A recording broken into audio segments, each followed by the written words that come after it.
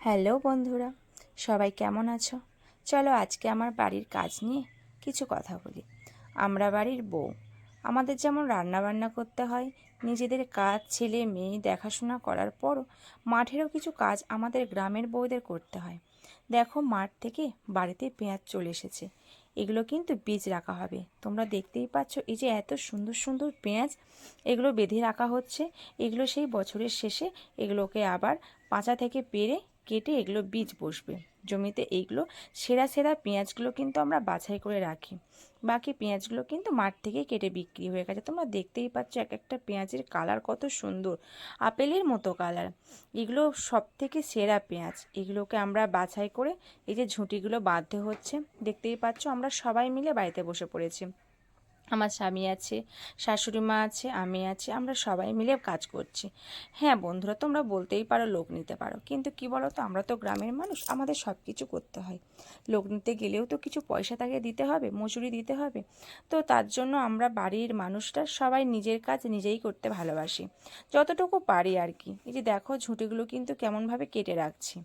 ঝুঁটিগুলো কেটে তারপর সেটাকে দড়িতে সুন্দরভাবে মাচাতে সাজিয়ে সাজিয়ে রেখে দিতে হয়। তোমরা দেখো কত সুন্দর বাঁধার সিস্টেম, একটা ঝুঁটির সাথে আর একটা ঝুঁটি কেমনভাবে আমরা গিট দিয়ে এটা জয়েন হয়ে যাচ্ছে। তারপর তোমরা দেখতে থাকো, তারপর ঝোলানোর ভিডিওটাও আমরা অবশ্যই দিয়ে দেব।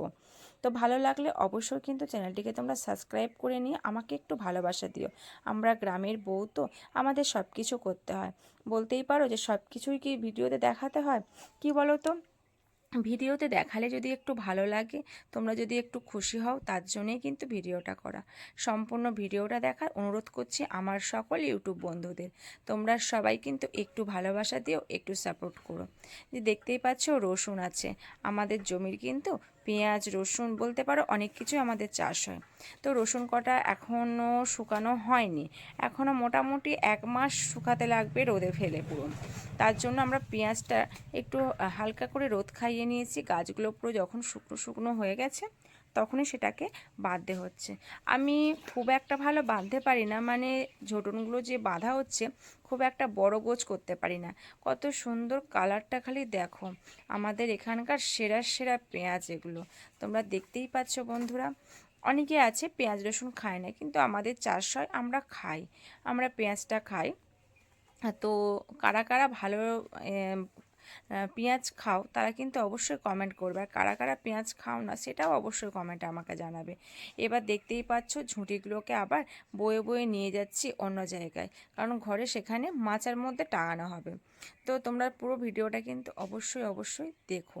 দেখো, এবার যে ঘরের মধ্যে আলনা করা আছে, সেই আলনার মধ্যে আগে থেকে কিছু কিছু থোকা বাঁধা ছিল, তারপরে আবার দেখো আস্তে আস্তে আমি সাজিয়ে নিচ্ছি। এইভাবে কিন্তু একের পর এক থোকাগুলো সাজিয়ে নিতে হচ্ছে, আর আলনাটা অনেকটাই উঁচু করা হবে। তো যতটুকু আমার নাগালের মধ্যে ততটুকুই আমি দিয়ে দেব। তারপর বাড়ির পুরুষ মানুষরা আছে, তারা কিন্তু পুরোটাই সাজিয়ে নেবে। পুরো দেখতেই পাচ্ছ, এত অপরূপ সুন্দর লাগে না, এই সময় পেঁয়াজের কালারগুলো খুব ভালো লাগে। তারপর আস্তে আস্তে যখন পুরনো হয়ে যায়, কালারটা অনেকটাই নষ্ট হয়ে যায়, মানে এতটা টকটকে কালার থাকে না, কারণ ধুলো ধুলো পড়ে যায়, তার মধ্যে নোংরা হয়ে যায়, তো এতটা কালার থাকে না। তো এখন নতুন বলে, হ্যাঁ, এই রকম সুন্দর সুন্দর ভিডিও দেখতে চাইলে অবশ্যই কিন্তু তোমরা আমার চ্যানেলটিকে সাবস্ক্রাইব করে লাইক কমেন্ট শেয়ার অবশ্যই করে